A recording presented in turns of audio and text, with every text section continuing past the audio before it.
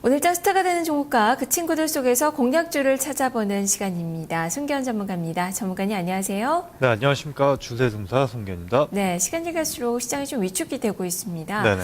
자, 종목들은 어떤 움직임 보이고 있는지 스타주 한 종목 골라주시죠. 네, 오늘 스타주는 바로 게이마입니다. 네, 약세종 속에서도 게임주들 장 초반부터 강한 움직임 펼쳐지고 있는데요. 그중에서도 게임아이 주가의 움직임 상당히 좋습니다. 자, 이 종목 스타가 된 배경부터 살펴볼까요? 네.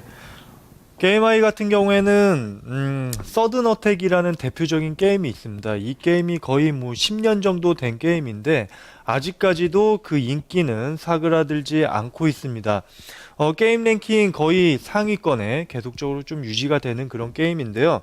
이번 올해 대규모 업데이트를 통해서 매출이 지난해보다 성장할 것으로 지금 판단을 하고 있습니다.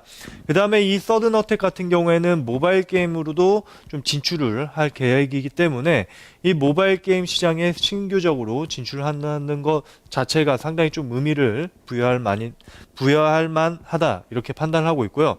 그래서 퍼밸류에이션 기준으로 지금 현재 9배 정도 수준인데 일반 타 게임주들에 비해서는 확실히 싸게 거래가 되고 있다. 다른 게임주들 같은 경우 퍼밸류에이션으로 15배 이상 지금 받고 있는 그런 상황이기 때문에 게임아이 같은 경우에는 가격적인 메리트도 있는 그런 종목이다. 이렇게 이해를 하시면 될 것 같습니다. 네, 게임아이. 그로 인해서 지금 현재 8% 넘는 강한 시세가 형성이 되고 있는 그 구간이네요.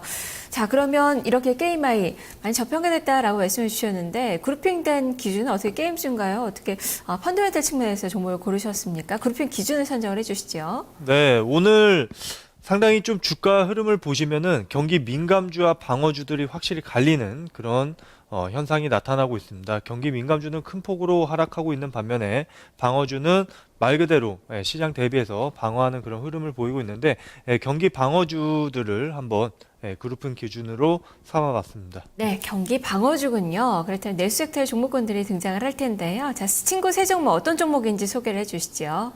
네, 첫 번째는 바로 NHN이고요. 두 번째는 농심, 마지막으로는 제약주죠. 부강약품까지 세 종목을 친구로 소개를 해드리겠습니다. 네, NHN 이틀간 주가가 참 많이 올랐습니다. 오늘 쉬어가는 그 구간인데요. 자, 이 종목 어떤 점에 주목을 해볼까요? 네, NHN 같은 경우는 어제 상당히 좀 큰 폭으로 상승을 했었죠.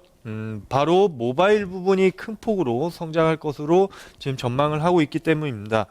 그 모바일 메신저 라인 같은 경우에는 벌써 사용자들이 1억 명을 넘어가는 그런 모습이 나타나고 있고, 그 다음에 모바일 광고 검색 시장에서도 상당히 가파르게 성장을 하고 있다는 거죠. 따라서 올해 영업이익 같은 경우에는 지난해 대비해서 대략적으로 20% 이상 성장할 것으로 업계는 전망을 하고 있습니다. 그런 것들이 지금 주가에 반영이 되면서 NHN 주가가 상당히 좀 V자 형태를 그리면서 상당히 가파르게 상승하고 있는 그런 흐름이 나타나고 있다는 거죠. 네. 네. 자, 그렇기 때문에 최근에 계속적으로 좀 주목을 받고 있는 것 같고요. 자, 두 번째 종목은 농심이네요. 농심은 지금 현재 주가가 4.5%가량 오르고 있습니다. 어떤 네네. 모멘텀으로 오르고 있는 거죠? 네, 농심 같은 경우에도 사실 그 지난해까지 삼다수를 판매를 했었는지 이제 판건이 종료가 되면서 그 삼다수 판매가 종료가 되었습니다. 따라서 농심 같은 경우에는 이 삼다수의 대항마를 키우기 위해서 백산수라는 생수를 런칭을 했는데요. 생각보다 시장에서 인기가 좋습니다. 불과 한 달 만에 시장 점유율이 3위까지 치고 올라오는 그런 흐름이 나타나고 있다는 거죠. 그 다음 농심 같은 경우에는 라면 점유율도 예전에는 좀 주춤하는 그런 흐름이 나타났었지만 최근 들어서 라면 시장 점유율도 회복되는 그런 흐름이 나타나고 있습니다.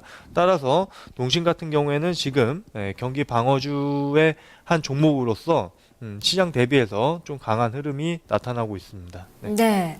부진했던 것에서 회복세를 보이고 있다라는 점이 주가를 끌어올리는 동력 역할을 해주고 있네요. 자, 마지막 종목 부강약품입니다. 실적에 대한 기대감 볼 수 있는 그 종목이 아닌가 싶은데요. 자세히 네네. 설명을 해주시죠. 네, 부강약품 같은 경우에는 뭐 파로돈탁스라든지 그 다음에 아락실 이런 제품들을 대표적으로 생산하는 그 제약주들의 대표적인 종목이죠. 그렇죠? 지난해 확실히 이제 실적적인 부분에서 턴어라운드에 성공하는 그런 모습이 나왔습니다. 올해 같은 경우에도 뭐 신약이라든지 기존 제품들이 꾸준하게 팔리면서 올해 같은 경우에도 지난해에 이어서 꾸준히 좀 성장하지 않겠나 이렇게 판단을 하고 있습니다.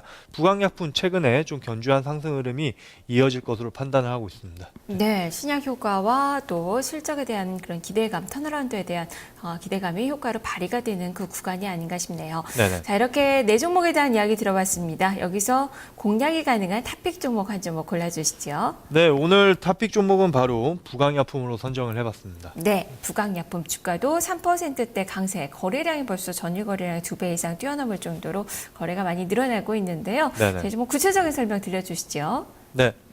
부강약품은 뭐 실적에 대한 모멘텀도 있고 그 배경을 살펴보면은 다수의 신약 파이프라인을 보유를 하고 있다는 거죠. 뭐 당뇨병이라든지 비형 간염 치료제 이런 다수의 신약 파이프라인을 보유하고 있다 이렇게 보시면 될 것 같고 그 다음에 자회사 중에 안트로젠이라는 기업이 있습니다. 이 기업 같은 경우에는 줄기세포 치료제를 생산하는 그런 기업인데요. 최근에 크론성 치료에 효과적인 큐피스템을 개발을 했습니다. 이 큐피스템 같은 경우에는 방금 말씀드린 크론성 치료에 상당히 좀 효과적인 반응이 지금 나타나고 있다. 그러면서 시장에 좀 기대를 받고 있는 그런 자회사라고 보시면 될 것 같습니다. 이 부분에 대해서 자회사 가치를 좀 부각이 받을 가능성이 높다. 이렇게 보시면 될 것 같고요. 그 다음에 지난 1월 달에 국민연금에서 부강약품의 지분을 5.09% 신규적으로 취득을 했습니다. 그렇기 때문에 국민연금이 이렇게 다수의 지분을 취득을 했다는 것은 좀 중장기적으로 성장 가능성이 높다는 그런 의미이기 때문에 부강약품 좀 눈여겨봐야 되는 그런 종목이 아닌가 이렇게 판단을 하고 있습니다. 차트 보면서 전략을 제시를 해드리겠습니다. 네. 네. 오늘 3.3% 상승하는 그런 흐름이 나타나고 있는데요. 최근에 좀 견조한 흐름이 진행이 되고 있습니다. 그러니까 가파르게 상승은 하지 않지만 그래도 일부 저점을 높여가면서 견조한 그런 상승 흐름이 진행이 되고 있다는 것입니다. 그래서 오늘 같은 경우에도 일부 좀 거래량을 실어주면서 장대 양봉이 나타나고 있다는 것은 좀 긍정적으로 해석을 해봐도 좋다 이렇게 판단이 들고 있고요. 그래서 매수가 같은 경우에는 지금 15,200원이지만 뭐 이 정도 가격대에서 충분히 매수 접근 가능하다. 뭐 15,100원으로 좀 제시를 했는데 지금 가격대에도 문제 없다 이렇게 판단을 하고 있고요. 그 다음에 목표가는 여기서 탄력을 받는다고 하면은 17,000원 라인까지는 상승 가능하다 이렇게 판단을 하고 있습니다. 그 다음 손절 라인은 이 지지 라인이 깨지는 이 30일 라인이 깨지는 14,500원으로 제시를 해드리겠습니다. 네. 네, 알겠습니다. 말씀 잘 들었습니다. 네, 감사합니다. 네, 오늘 탑픽 종목은 부강약품입니다. 턴어라운드 효과, 여기다가 이 신약 모멘텀도 가지고 있는 종목이고요. 최근에 국민연금에서의 매집도 역시 수급적인 측면에서 모멘텀이 되고 있는 그 상황입니다. 주가가 3%가량 오르고 있는데요. 이런 흐름 이어진다면 목표 주가 17,000원, 손절 가격 14,500원을 두고 매매 전략 세워보시면 좋겠습니다. 스타일 친구를 소개합니다. 손기현 전문가와 함께했습니다.